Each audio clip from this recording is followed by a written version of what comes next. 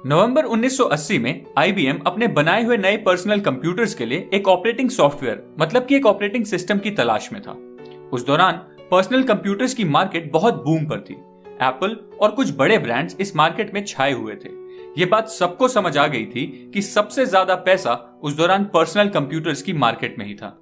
IBM जल्द से जल्द इस रेस में आगे बढ़ना चाहता था और वो ये भी जानता था कि उस समय उसके पास ऐसी टीम नहीं है जो कि इस ऑपरेटिंग सिस्टम को इतनी जल्दी रेडी कर पाए। इस सॉफ्टवेयर के लिए उन्होंने कई लोगों से बात करी और उन्हीं में से एक बिल गेट्स भी थे।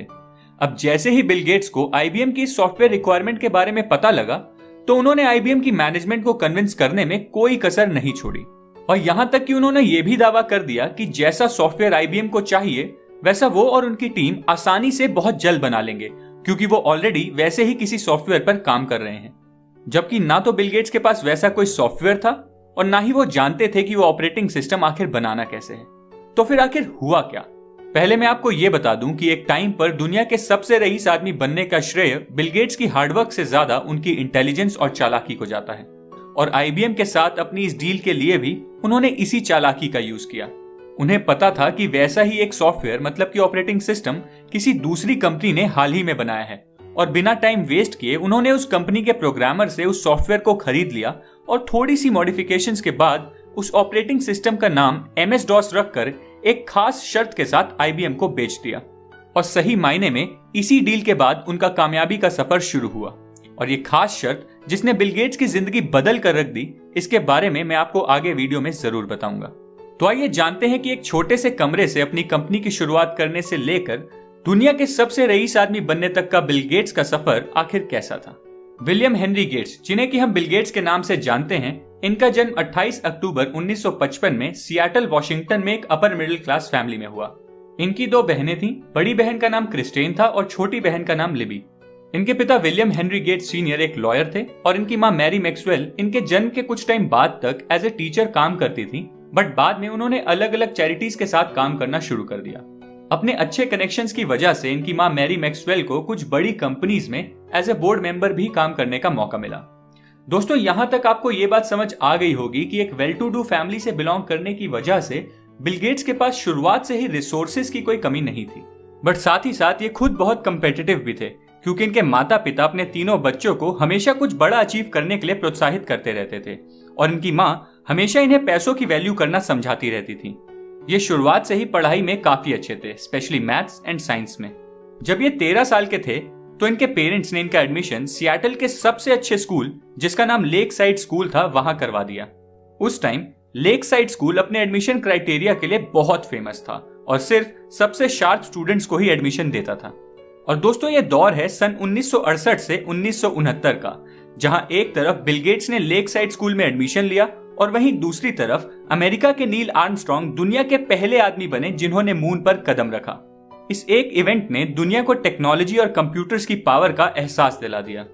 पर उस दौरान के कंप्यूटर्स आज के आम कंप्यूटर्स के मुकाबले बहुत ज्यादा महंगे और बड़े हुआ करते थे और बहुत ज्यादा लोग चाहिए होते थे उन कंप्यूटर्स को चलाने के लिए।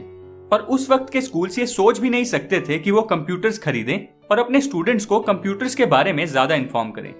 लेकिन एक सियाटल कंपनी ने इस लेक साइड स्कूल के साथ कॉन्ट्रैक्ट किया, जिसके तहत लेक साइड स्कूल के स्टूडेंट्स उस कंपनी का कंप्यूटर यूज कर सकते थे एक टेलीटाइप लिंक के जरिए। अब बिल गेट्स दुनिया के उन चंद खुशनसीब बच्चों में से एक थे जिनके पास उस दौरान कंप्यूटर का एक्सेस था। और बिल गेट्स का इंटरेस्ट कंप्यूटर्स में कुछ इस कदर बढ़ गया कि वो अपना मैक्सिमम फ्री टाइम सिर्फ कंप्यूटर लैब में ही स्पेंड करने लगे। कुछ ही टाइम बाद इसी कंप्यूटर लैब में उनकी मुलाकात अपने एक सीनियर पॉल एलन से हुई, जो कि उनसे 2 साल बड़े थे।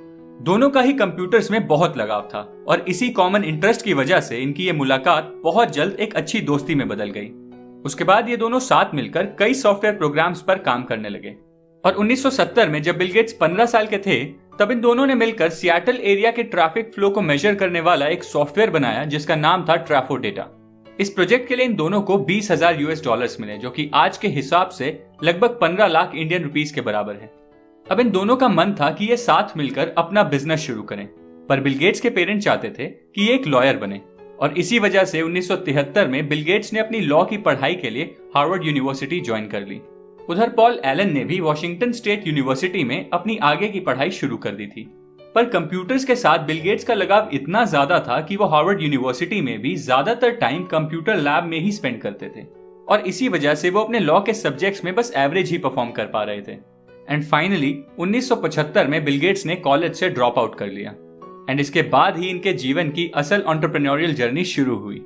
हुआ ये कि पॉल एलन, जो कि उस दौरान बॉस्टन शिफ्ट हो चुके थे, वो एक दिन एक मैगजीन लेकर बिल गेट्स के पास पहुंचे। उस मैगजीन में एल्टेयर 8800 एक मिनी कंप्यूटर किट के बारे में एक आर्टिकल लिखा हुआ था। उस आर्टिकल को पढ़ते ही बिल गेट्स समझ गए कि आने वाला टाइम पर्सनल कंप्यूटर्स का ही है। अब दोनों ये सोचने लगे कि आखिर इस रेवोल्यूशनरी प्रोडक्ट का हिस्सा कैसे बने और कैसे अपने बिजनेस की शुरुआत करें। इसके बाद उन्होंने एल्टेयर 8800 बनाने वाली कंपनी MITS में कॉल किया एंड उन्हें बोला कि हम दोनों एक सॉफ्टवेयर प्रोग्राम पर काम कर रहे हैं जिस पर कि एल्टेयर 8800 इफेक्टिवली ऑपरेट कर पाएगा। जबकि Bill Gates and Paul Allen के पास ऐसा कोई भी प्रोग्राम नहीं था। इन्होंने बस ये जानने के लिए कॉल किया था कि MITS को ऐसे किसी सॉफ्टवेयर की जरूरत है भी या नहीं। और फाइनली जब MITS के ओनर एड रॉबर्ट्स ने इन दोनों को डेमोन्स्ट्रेशन के लिए बुलाया तो इन्हें समझ आ गया कि MITS को वैसे एक सॉफ्टवेयर की तलाश सच में है। बस फिर क्या था, इन दोनों ने मौके का खूब फायदा उठाया और अगले 2 महीने दिन रात लगाकर काम किया एंड उस प्रोग्राम को रेडी कर दिया। और जब वो एड रॉबर्ट्स को वो प्रोग्राम दिखाने गए तो लकीली जैसा इन दोनों ने चाहा था वो सॉफ्टवेयर एग्जैक्टली वैसा ही काम कर गया। बस फिर कुछ दिनों बाद 1975 में पॉल एलन और बिल गेट्स ने मिलकर अपनी पहली कंपनी शुरू करी जिसका नाम था माइक्रोसॉफ्ट। तो माइक्रोसॉफ्ट के नाम में एक हाइफन भी था जो कि 1 साल बाद हटा दिया गया। इस कंपनी का पहला प्रोडक्ट एल्टेयर कंप्यूटर्स पर चलने वाला बेसिक ऑपरेटिंग सिस्टम था। 1975 से लेकर 1979 तक बिल गेट्स और पॉल एलन को अपनी इस नई कंपनी को सक्सेसफुली ऑपरेट कराने के लिए काफी पापड़ बेलने पड़े। कभी इन्हें सॉफ्टवेयर की पायरेटेड कॉपीज की सेल रोकने के लिए स्ट्रैटेजी बनानी पड़ी, तो कभी MITS के नए ओनर को सू करना पड़ा ताकि इनके पास अपने बनाए हुए एल्टेयर कंप्यूटर्स के सॉफ्टवेयर का राइट बरकरार रहे। पर तमाम स्ट्रगल्स के बाद भी ये अपनी कंपनी को ग्रो करने में काफी सक्सेसफुल रहे और 1979 में इन्होंने अपनी कंपनी का ऑफिस वॉशिंगटन में शिफ्ट कर दिया, जहां अब इनके पास कुछ 25 एम्प्लॉयज थे जो कंपनी के अलग अलग ऑपरेशंस को संभालते थे। भले ही कंपनी की शुरुआत एक छोटे से झूठ के साथ हुई, पर अब 1979 में माइक्रोसॉफ्ट की नेटवर्थ कुल $2.5 मिलियन तक पहुंच गई थी और इसी साल 23 साल की उम्र में बिल गेट्स को हेड ऑफ कंपनी भी बना दिया गया। हेड ऑफ कंपनी होने के बावजूद भी कई बार बिल गेट्स अपने एम्प्लॉयज के थ्रू बनाए गए सॉफ्टवेयर्स की हर एक लाइन का कोड बारीकी से रिव्यू करते थे और कई बार तो वो खुद ही कोड लिखने भी बैठ जाते थे। दोस्तों, अब शुरुआत होती है उसी दौर की जब बड़े बड़े ब्रांड्स पर्सनल कंप्यूटर्स की रेस में एंटर होने लगे और जैसा कि मैंने आपको वीडियो की स्टार्टिंग में बताया था, IBM भी इस रेस में आगे बढ़ने के लिए पूरी तरह तैयार था। अब मैं आपको बताऊंगा कि आखिर वो खास शर्त थी क्या जिसने बिल गेट्स को मल्टी मिलियनेयर बना दिया। एक्चुअली हुआ ये था कि जब बिल गेट्स ने IBM को MS-DOS $50,000 में बेचा तो IBM ने बिल गेट्स से उस सॉफ्टवेयर का सोर्स कोड भी मांग लिया। पर IBM को सॉफ्टवेयर का सोर्स कोड देने के बजाय बिल गेट्स ने उनके आगे ये शर्त रख दी कि जिस भी कंप्यूटर में IBM अब ये सॉफ्टवेयर इंस्टॉल करेगा उसे हर उस कंप्यूटर में सॉफ्टवेयर इंस्टॉल करने के लिए माइक्रोसॉफ्ट को एक लाइसेंसिंग फीस देनी पड़ेगी। और इसके बाद कई अलग अलग कंपनीज ने भी अपने कंप्यूटर्स लॉन्च किए एंड बिल गेट्स ने सबके साथ इसी सेम शर्त पर काम किया और देखते ही देखते 1981 तक माइक्रोसॉफ्ट की ग्रोथ कई गुना बढ़ गई एंड माइक्रोसॉफ्ट का टोटल स्टाफ 25 से बढ़कर 128 हो गया एंड इस साल माइक्रोसॉफ्ट का रेवेन्यू भी बढ़कर $16 मिलियन तक पहुंच गया। इसके बाद माइक्रोसॉफ्ट काफी तेजी से बढ़ रहा था। पर दोस्तों, कभी भी किसी कहानी में सिर्फ अच्छे दिन ही होते हैं क्या? नहीं ना, लाइफ हमेशा हमें अच्छे और बुरे दिन दोनों दिखाती है और यही बिल गेट्स के साथ 1983 में हुआ। इस दौरान बिल गेट्स के सबसे चहीते दोस्त और पार्टनर पॉल एलन को कैंसर डायग्नोस हुआ, जिसके बाद पॉल एलन ने माइक्रोसॉफ्ट छोड़ दिया और सारी रिस्पॉन्सिबिलिटी सिर्फ बिल गेट्स पर आ गई।